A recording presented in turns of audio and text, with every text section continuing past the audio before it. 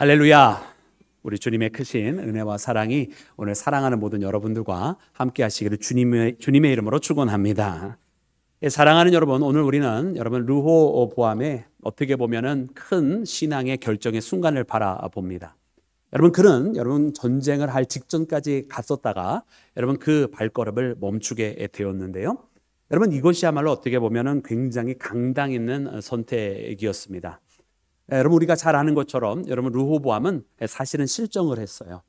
그때 당시에 그 백성들의 그 목소리, 곧 그 어깨에 짊어지고 있는 그 많은 짐을 가벼이 해달라고 하는 그 요청을 거부하였고, 그 결과는 곧 여러분 이스라엘 10개 지파의 반란으로 이어지게 되었습니다. 그리고 그 중심에는 바로 여로보암이라고 하는 사람이 있었는데, 이 여로보암과 그 반란 세력을 여러분 징벌하고자 오늘 말씀해 보니까 18만 명이라고 하는 어마어마한 대군을 일으켜 세웠어요.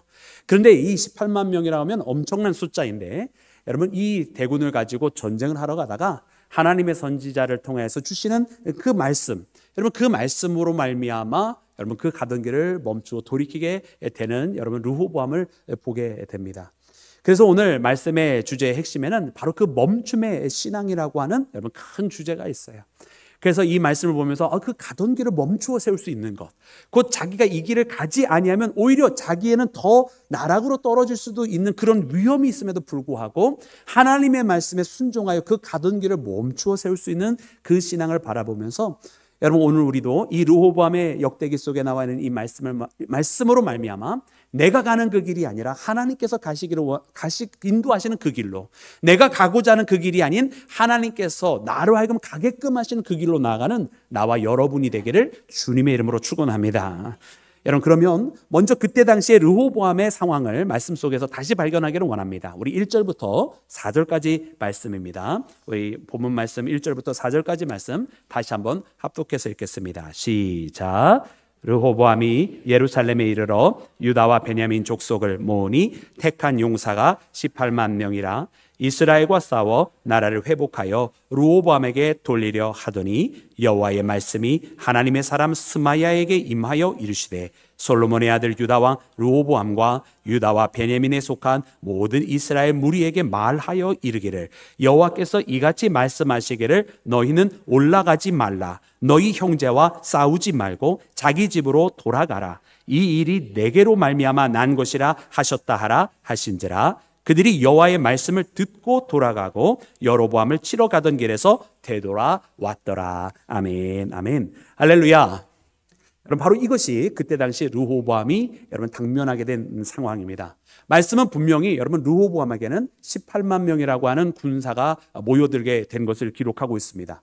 여러분 이때 당시에 18만 명이라고 하는 군사는 결단코 적은 숫자가 아니었습니다. 우리가 나중에 하는 아합의 이야기를 보면 아합이 여러분 아람과 전투를 하게 되는데 그때 일으켰던 군사가 7천 명이었어요. 근데 그것에 비교하면은 여러분 18만 명 어마어마한 숫자고요. 우리가 잘 아는 것처럼 출애굽 당시에 대략 60만 명 정도가 나오게 되는 것 우리가 들어본 적이 있는데 그 60만 명이라고 하는 숫자는 여러분 장정만 센 것이 아니라 그때 당시에 모든 숫자들을 다 센 것이거든요.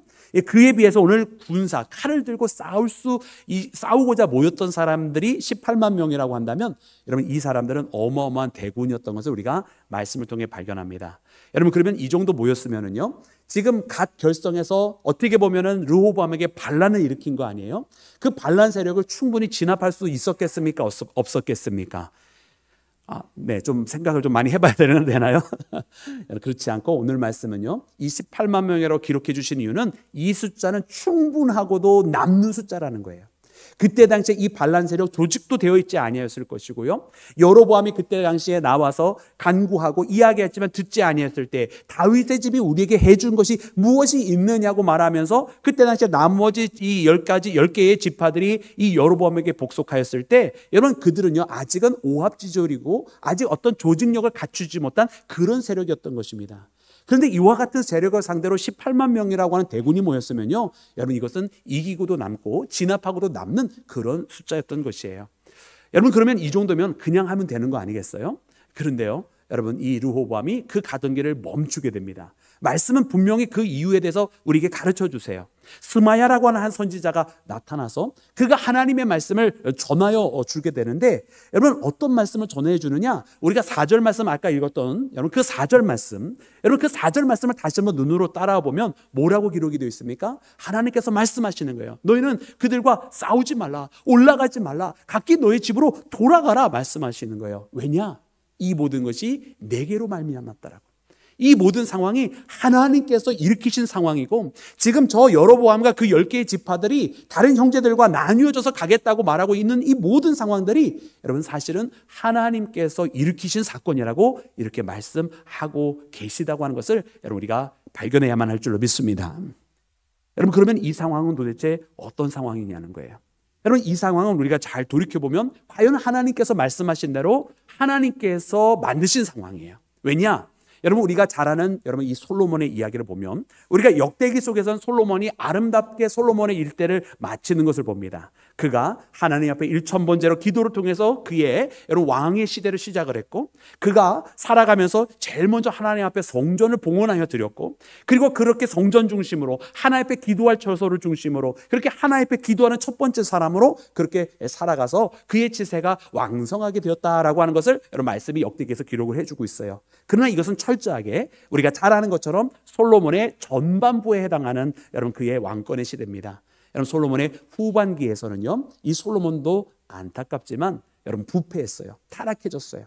그가 자기의 지혜로 살아갔다고 했지만 하나님의 뜻이 아닌 것도 그 가운데 있었어요. 그 중에 하나가 무엇이냐면 이방 여인들을, 저 이방에 있는 왕들의 여러분 그 딸들을 데려다가 여러분 정략 혼인을 맺고 그곳으로 여러분 외교를 통해서 국력을 강화하려고 했던 수법을 썼습니다. 문제는 어디에 있습니까? 바로 그 여인들이 바로 그 솔로몬의 품으로 돌아오면서 솔로몬에게 자기가 가지고 있었던 이 우상 숭배를 계속 해달라고 했고, 또 그리고 이 자기의 후첩으로 들어온 이 여인들을 예쁘게 여긴 솔로몬은 그들을 위해서 여러분 그들의 신전을 마련해 준 것을 봅니다. 여러분 하나님께서 기뻐하셨겠습니까? 여러분 진노하셨겠습니까? 할렐루야, 너무 잘하시네요. 여러분 우리는 하나님만을 사랑해야 되는 사람인 줄로 믿습니다. 우리 하나님은 질투의 하나님이세요. 여러분 사랑은요 둘을 동시에 사랑할 수 없어요. 사랑은 오직 한 분만을 향하게 되어 있어요. 우리가 만약 우리의 마음이 갈라진다고 한다면 여러분 그 사랑은 진실한 사랑이 아니에요. 여러분 제가 누누이 여러 번 사랑하는 여러분들에게 함께 그 나누었던 얘기가 있잖아요. 여러분 저도 딸이 둘이 있는 아빠인데요, 만약 내 딸을 사랑한다고 어느 시커먼 놈이 찾아와가지고 목사님 따님을 주십시오, 그런데 제가 목사님의 딸뿐만 아니라 옆집 순이도 사랑합니다, 그러면 그냥 어디서 목누기나 하나 찾아와서 내쫓아버릴 것 같아요. 왜냐? 사랑은요 둘로 나누어지지가 않아요. 우리가 하나님을 사랑한다면 온전히 하나님만을 사랑하고, 우리가 우리 하나님을 믿음으로 고백하며 예배한다면 우리에게 또 다른 신은 없어야 할 줄로 믿습니다. 또 하나님과 물질을 겸하여 섬길 수 없다라고 분명히 주님 말씀해 주셨기로 여러분 우리는 예수님만을, 우리 하나님만을 사랑하며 살아가는 믿음의 사람이 되기를 주의 이름으로 축원합니다. 그러므로 솔로몬의 때에 이처럼 솔로몬이 자기 이방 여인들을 위해서 우상을 허락하고 신전을 만들게 한 것은요 하나님 앞에 진노의 대상이 될 수밖에 없어요. 그래서 열왕기상 11장 말씀, 여러분 열왕기는 역대기와는 다른 적지 아니하는 솔로몬의 여러분 나약했던 부분도 또 타락했던 부분도 적고 있는데, 열왕기상 11장에는 이렇게 그 말씀을 적고 있습니다. 우리 함께 말씀 열왕기 말씀 합독해서 읽도록 하겠습니다. 11장 9절부터 13절 말씀입니다. 우리 다 같이 합독합니다. 시작. 솔로몬이 마음을 돌려 이스라엘의 하나님 여호와를 떠남으로 여호와께서 그에게 진노하시니라.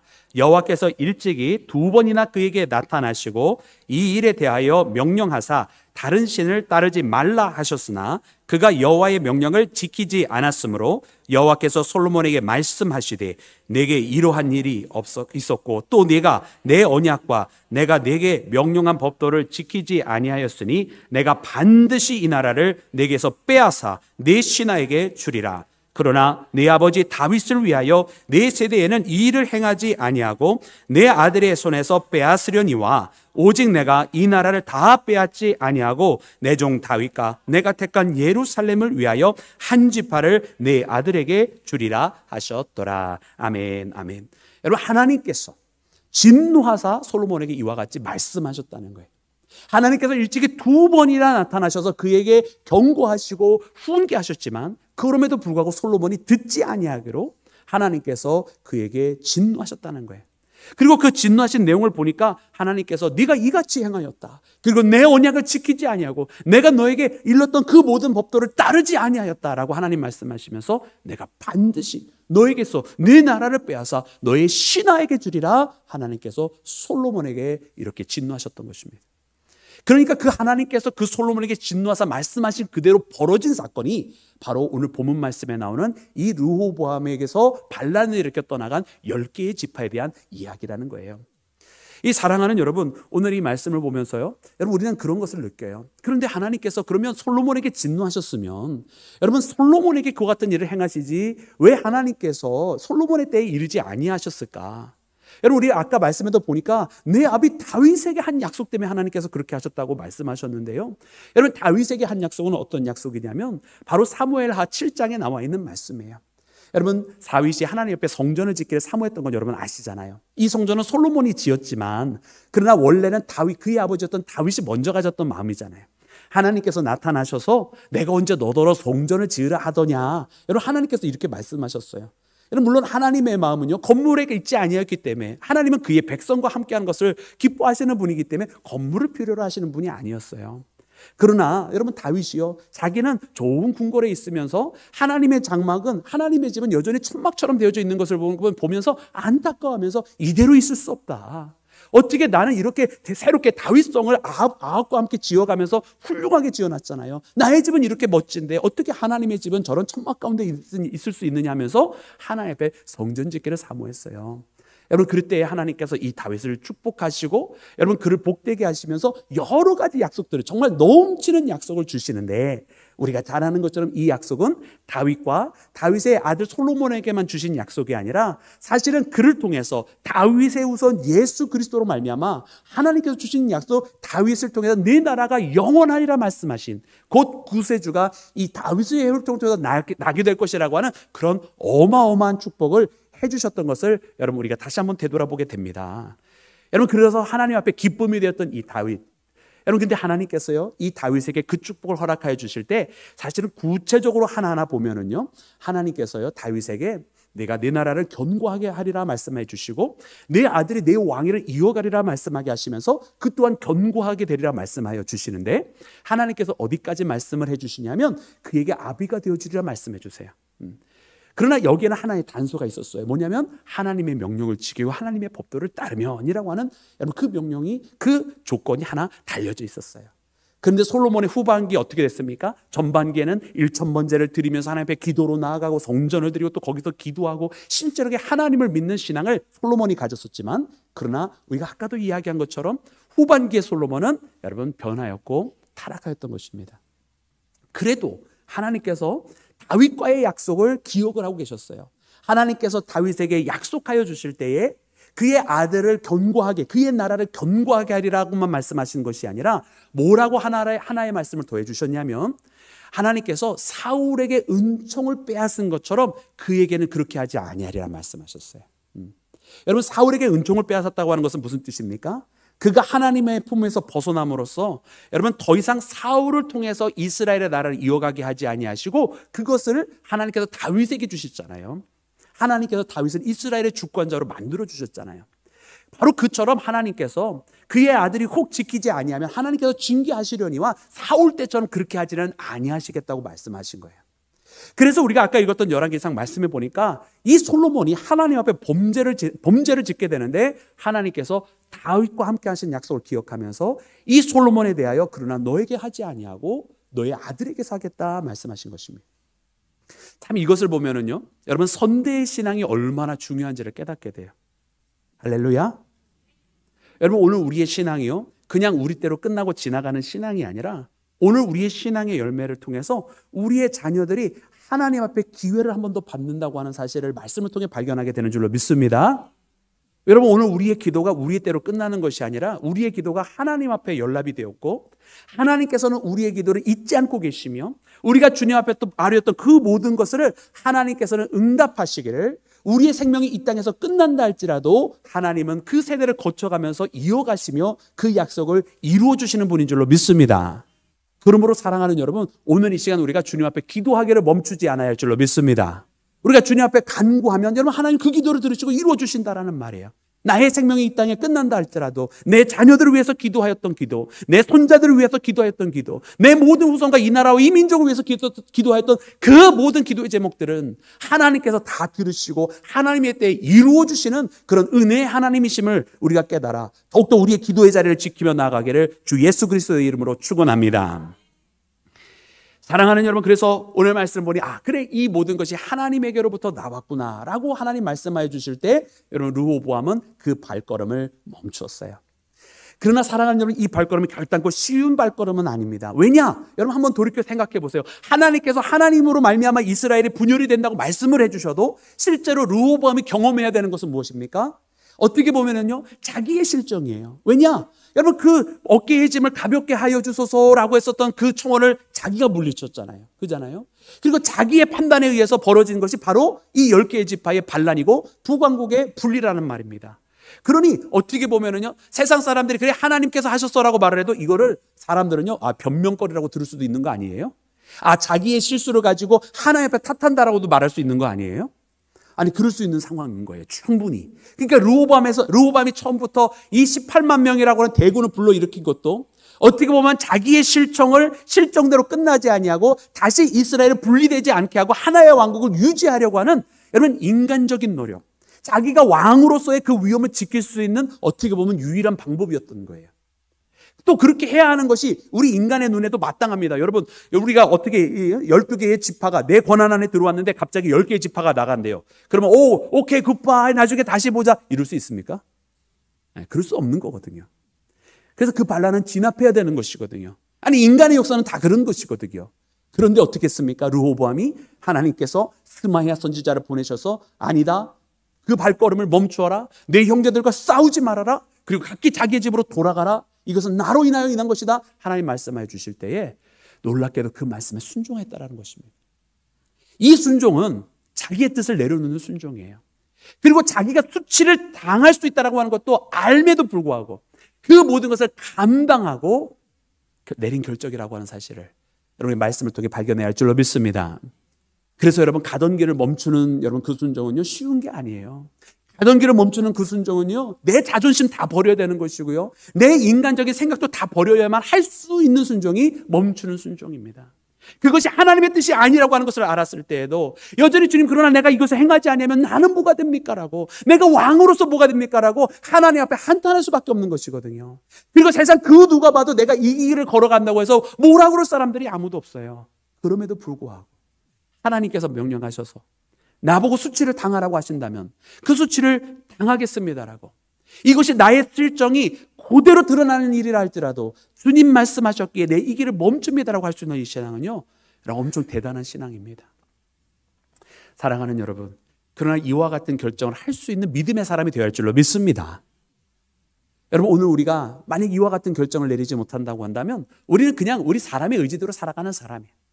여러분, 사람의 길로 나아가다가 얼마나 더 안 좋은 결과들이 낳게 되었는지 우리는 성경의 많은 스토리를 통해서 압니다. 자기 인간의 방법대로 뭔가를 해결해 보려고 하다가 오히려 이를 그르치게 되는 역사, 오히려 후일에 더 많은 가시를 남기게 되는 역사들을 우리는 성경에서 정말로 많이 발견합니다.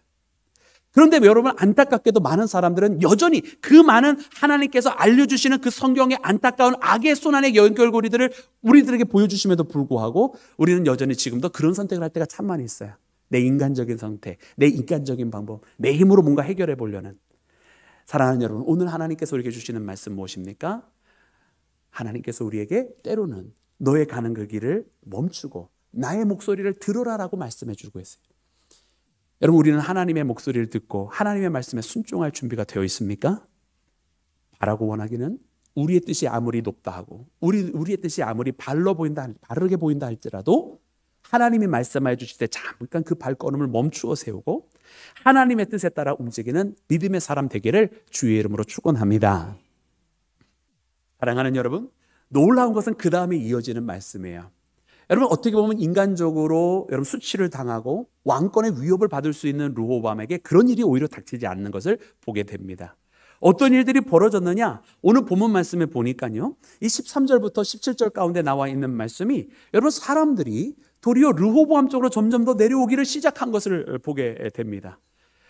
여러분, 이 르호보암이요, 하나님 앞에 순종을 택하였더니 사람들이 르호보암 편에 서게 되더라는 말이에요. 우리 본문 말씀 16절과 17절 말씀을 다시 한번 합독해서 여러분이 읽기를 원합니다. 우리 본문 말씀 16절과 17절입니다. 시작. 이스라엘 모든 지파 중에 마음을 굳게 하여 이스라엘의 하나님 여호와를 찾는 사자들이 그들의 조상들의 하나님 여호와께 제사하고자 한지라. 그러므로 3년 동안 유다 나라를 도와 솔로몬의 아들 르호보암을 강성하게 하였으니 이는 무리가 3년 동안 다윗과 솔로몬의 길로 행하였음이더라. 아멘. 할렐루야. 여러분, 북쪽에 있는 사람들이요, 도리어 남쪽으로 내려왔어요. 그리고 그들은 다 누구였습니까? 그들은 어설픈 사람들이 아니었어요. 그들 모두가 다 하나님 앞에 제사하고자 신앙으로 뭉쳐있는 사람들이 다 남쪽으로 내려왔어요. 그리고서는 말씀에 기록이 된 것처럼 르호보암을 강성하게 하였더라. 여러분, 그러니까 르호보암이 더 강해지는 거예요. 물론 르호보암이 이후에도 또 실수를 해서 왔다 갔다 하는 왕이기는 합니다만은, 이처럼 여러분 10개의 지파 대 2개의 지파가 된 거 아니에요? 남쪽에는 하나님께서 1개의 지파를 여러분 붙여주셨어요. 그 지파가 바로 베냐민 지파인데, 그래서 유다와 베냐민 지파 2개만 남고 나머지 10개 지파가 북쪽의 왕국이 되는 거 아니에요? 그럼에도 불구하고 남왕국이 결단코 북왕국에 비해서 나약하지 아니할 수 있었던 이유가 바로 여기 있는 것입니다.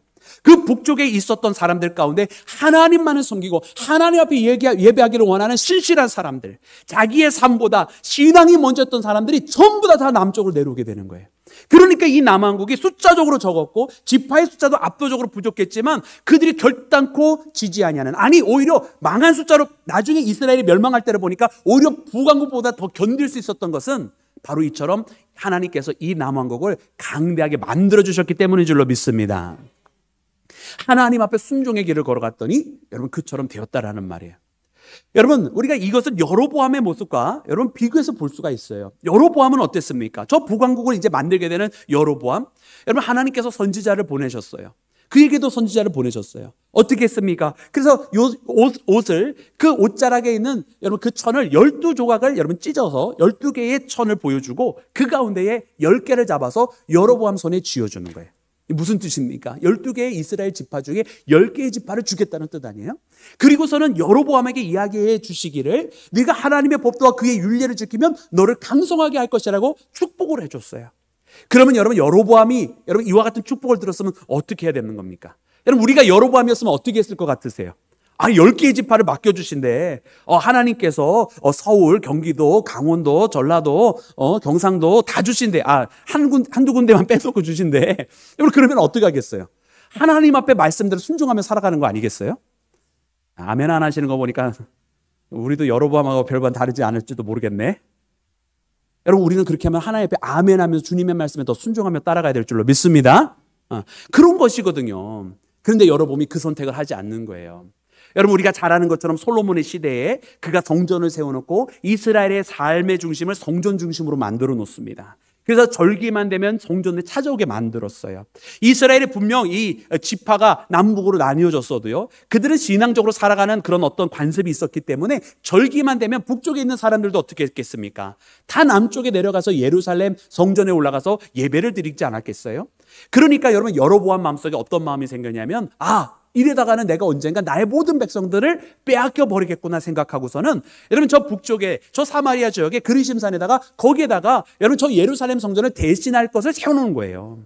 그런데 거기다가 하나님을 위한 제단을 세워놓으면 그나마 좀 날 텐데 그것도 아니고 뭘 세워놨다? 말씀 가운데 보니까 여러분 수점소 우상을 세워놓고, 그리고 송아지 우상을 세우는 거예요. 오늘로 치면 마치 그 바오벳 있잖아요. 그 염소처럼 생겼는데 뿔이 이렇게 있고 악마처럼 생기고 인신제사 받는 그런 우상 만들어 놓은 거예요. 그리고 송아지 우상은 우리가 잘 아는 것처럼 풍요의 신이고요. 그러니까 사람들을 완전히 하나님의 신앙에서 우상으로 악마적인 숭배적으로 이끌어갔던, 또 풍요만 바라보게 했던 사람이 바로 여로보암이었던 것입니다. 그러니까 사람들이 그 여로보암을 오히려 버리는 거예요. 여로보암은 자기 인간적인 선택으로 사람을 붙잡아 놓으려고 했지만, 그래서 사람들이 관심 있는 그 풍요 가운데에 붙잡아 놓으려고 했고, 예루살렘이 아니라 여호와 하나님이 아니라 인간적인 방법으로 붙잡아 놓으려고 했지만, 오히려 신실한 사람들은 그 여로보암이 아니라 하나님 앞에 신실하게 남아있는 르호보암에게로 찾아 내려갔다고 하는 사실을 발견하시기를 주의 이름으로 축원합니다. 여러분, 그러므로 오늘 우리가 이 시대를 살아갈 때에 우리의 선택은요, 하나님 앞에 순종을 하는 것입니다. 그리고 그렇게 우리가 하나님 앞에 신실하게 순종하면 당장은 손해인 것 같지만 이내 하나님께서 우리에게 사람들을 붙여주시는 거예요. 하나님은 우리에게 신실하신 하나님이시라. 여러분, 우리가 신앙적으로 살아가면은요, 사람들도요, 은연중에 알아봐요. 누가 진짜고 누가 엉터리인지. 할렐루야. 여러분, 조용하시면 우리가 엉터리처럼 되는 거예요. 여러분, 하나님은 분명히 깨닫게 하세요. 그 사람을 보면서 그 사람 마음속에 진짜 예수님이 있는지 없는지를 다 알아보게 하신다는 말이에요. 그러니까 사랑하는 여러분, 우리는 이와 같이 선택의 기로에 있을 때마다 우리는 믿음을 선택해야 할 줄로 믿습니다. 그렇게 우리가 순종하며 나아가면 당장은 힘들어 보이고 당장은 돌아가는 것처럼 보이고 당장 환난이 찾아온다 할지라도 이내 하나님께서 사람들을 붙여주시고 하나님께서 능력도 더하게 해주셔서 하나님 앞에 반드시 아름다운 열매를 드릴 수 있도록 여러분 인도하여 주신다고 하는 것을 깨닫는 나와 여러분이 되기를 주님의 이름으로 축원합니다. 르호보암이 3년 동안 그렇게 하나님 앞에 신실하게 있으므로 그 열매를 얻었다라고 하는 것입니다. 여러분, 그러므로 오늘 우리도 이처럼 하나님께서 인도해 주시는 가운데에 여러분 순종의 길을 택하여 하나님께서 사람을 붙여주시고 능력도 더해 주시고 더욱더 강성하게 하여 주시는 그 은혜 속에 임하는 우리 모두가 되기를 주님의 이름으로 축원합니다. 사랑하는 여러분, 오늘 말씀을 통해서 그러면 우리가 주님 앞에 이렇게 가까이 나가기를 원하는데요, 르호보암이 이와 같이 전쟁을 멈추면서 그가 행하였던 것 중에 하나가 무엇이냐면 5절 말씀부터 이하에 기록되어져 있는 말씀이 여러분 15개의 성읍들을 견고하게 하였다라고 기록이 되어 있어요. 이제 군사적으로 여러분 강하게 만들어 놓은 것이고 요새를 설치하게 된 것이죠.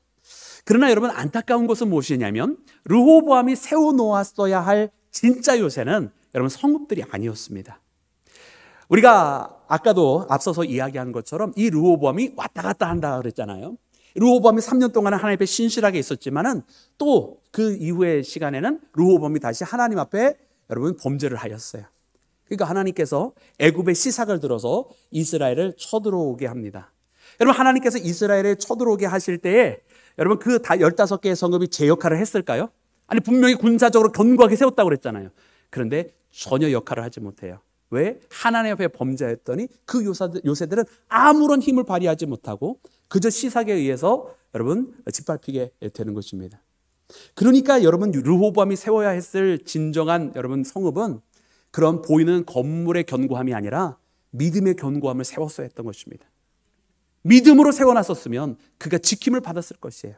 우리가 잘 아는 히스기야, 사네립의 18만 5천 명을 여러분 그 예루살렘을 둘러싸고 완전히 포위를 했었어도 하나님께서 여러분 그의 제단에 뿔을 붙잡고 기도하였던 이 히스기야의 기도를 들으시고 그 18만 5천 모든 대적들을 다 죽게 하루아침에 다 죽게 만드시는 놀라운 기적을 일으키시는데요, 여러분 이와 같은 역사가 여러분 신앙의 견고함 속에서만 나타나게 되는 줄로 믿습니다.